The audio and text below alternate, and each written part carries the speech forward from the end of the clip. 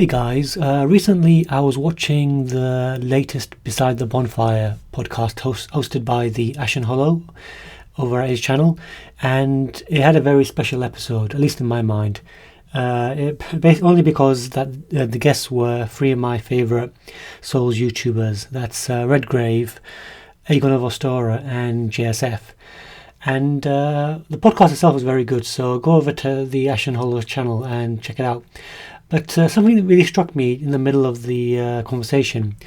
Now, at the time, they were just discussing influences on Bloodborne, and Redgrave made a really, really good point, where he basically talked about the differences between Japanese and Western horror. Now, in Western horror, typically bad things happen to bad people.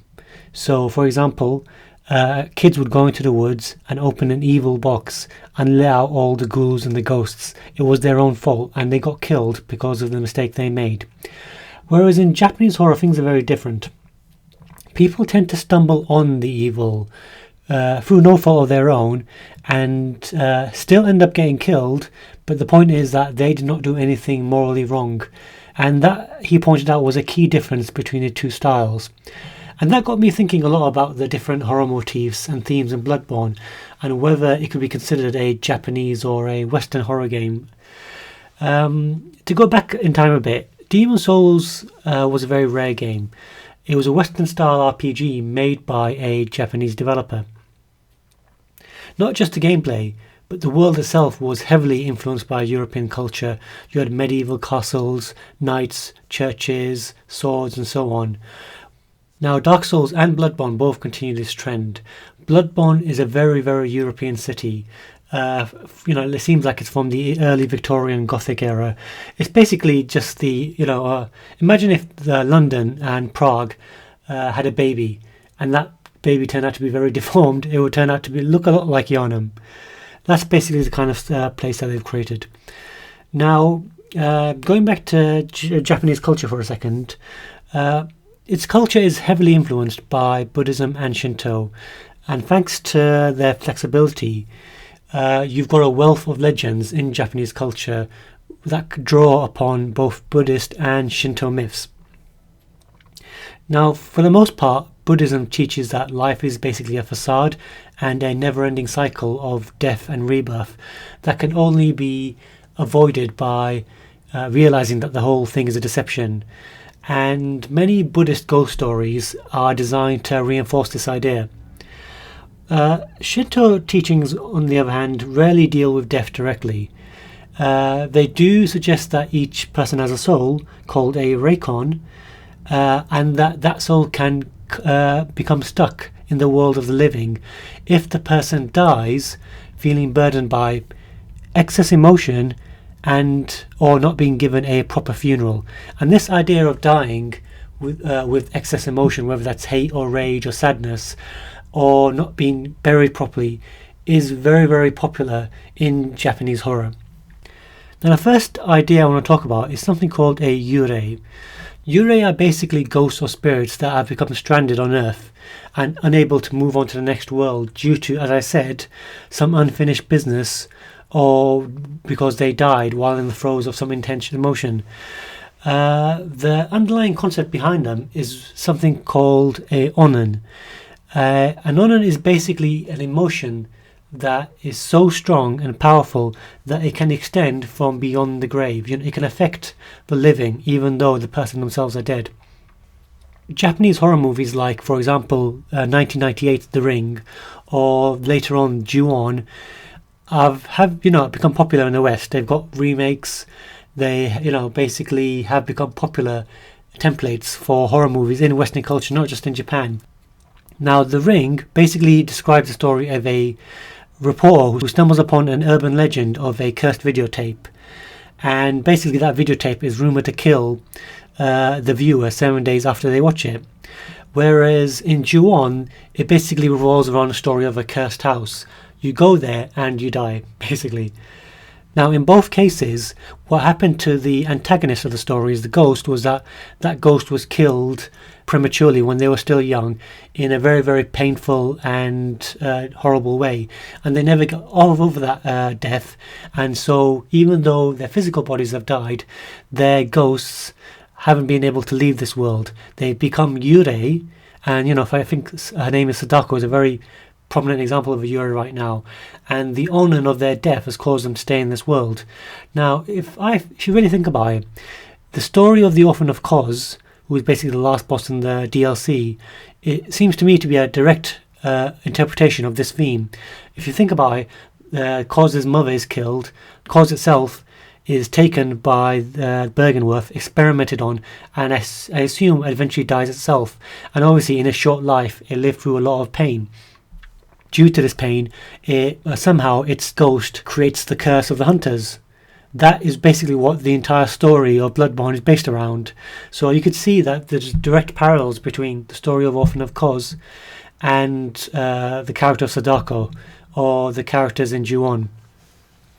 Now, another theme that's really important in Japanese horror is this idea that the rules of the universe will always be beyond human understanding. In The Ring again, the curse of the antagonist Sadako is brought on by watching a videotape. And now that seems very, very strange. How is it that a videotape can kill you? Everyone knows that the plots of Souls games are deliberately sparse. You can never fully understand what's going on in a Souls game. And Bloodborne takes that a step further. It basically draws on H.P. Lovecraft's theme of what's known as the Eldritch Truth. A truth basically that is beyond our understanding. They have technology in the world of Bloodborne, but you can never fully understand what's going on. And again, you can see that's a direct influence from Japanese horror. There are no answers. Another thing that's very important in Japanese horror is this idea of persevering, even in the face of overwhelming odds. Now, I think this goes back to the impact the atomic bomb dropped by the United States has on the Japanese psyche. Movies like Godzilla and Akira are very, very heavily influenced by this idea of there being a force you can't really do anything to fight against, but you still keep going because you have to. That's your humanity coming out. And Miyazaki has said many times that he feels that he wants the players of the Souls games and Bloodborne to feel that they are going up against overwhelming odds and then experience the joy of conquering that challenge. And this cycle of stress and then success is basically what the Souls games are built on. Another theme that's important in Japanese horror is that science and technology don't offer any protection. Again, the Ring movie is a really good example of this, where this videotape basically kills people.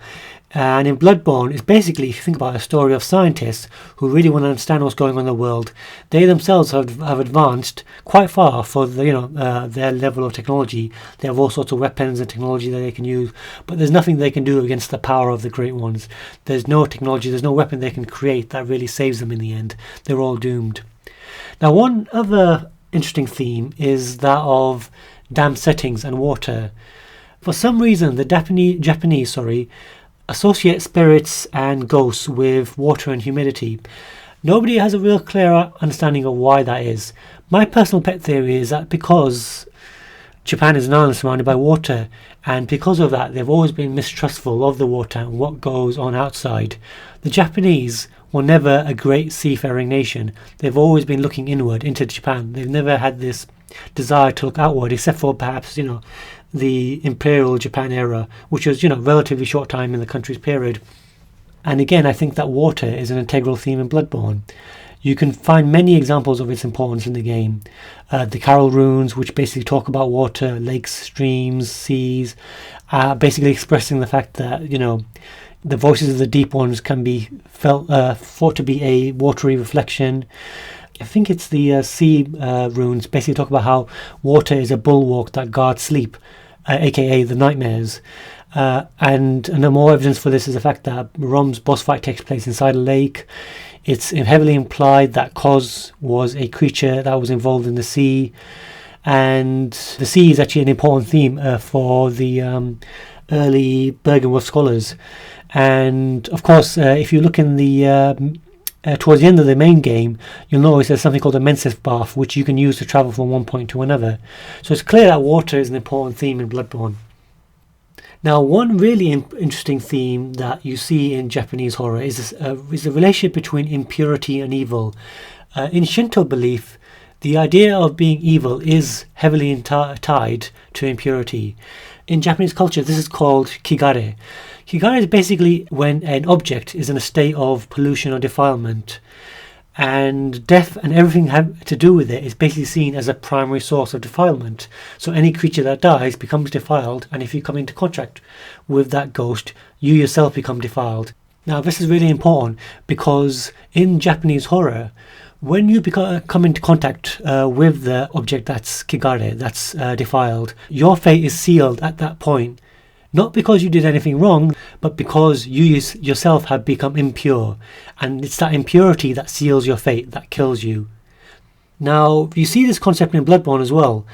If you really think about it, in Bloodborne, all the characters are imbibing the blood of the Great Ones.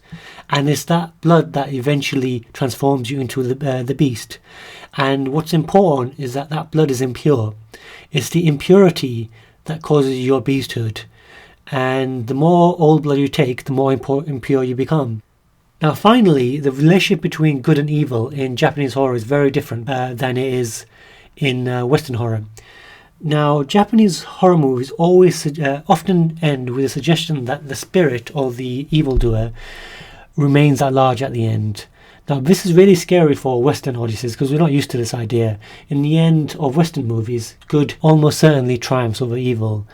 But what you have to understand is that the Japanese don't necessarily regard spirits as evil, as enemies.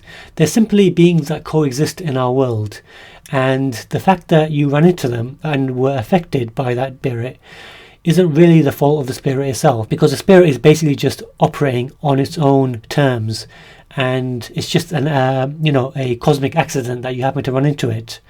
Similarly, you can think of the Great Ones in Bloodborne as basically spirits that don't really care about us, but just happen to come into our world, or we cross into theirs every once in a while. What they want, we never really understand. Their motivations are always obscure, and that's not intentional. That's just because of the fact that we can't really communicate with them. Also, if you really think about the three endings in Bloodborne, nothing really changes at the end of the game. In the first ending, the Yharnam Sunrise, you basically awaken, but the hunt is still going on. There's another day that's died, so you assume there's going to be another hunt for the next day. In the second ending, where you kill Gehrman and basically take his place as custodian of the dream, again, nothing really has ended or changed. And in the third ending, you could argue that maybe something has changed. In the third ending, you become a Great One yourself. But then again, that's not really changing anything for the rest of humanity. It's only that your situation changes slightly. So the forces affecting the world, just like in Japanese horror, the videotape, the cursed house, are still there. So that was really interesting to talk about, guys. I really enjoyed researching this video. I think it's really easy as a Western audience to look at the game, look at the Western motif, the Western architecture, the weapons, the influences, and assume that this is basically just a Western influenced game. But the more and more I look deeply into it, the more and more I see that it's a very, very Japanese game.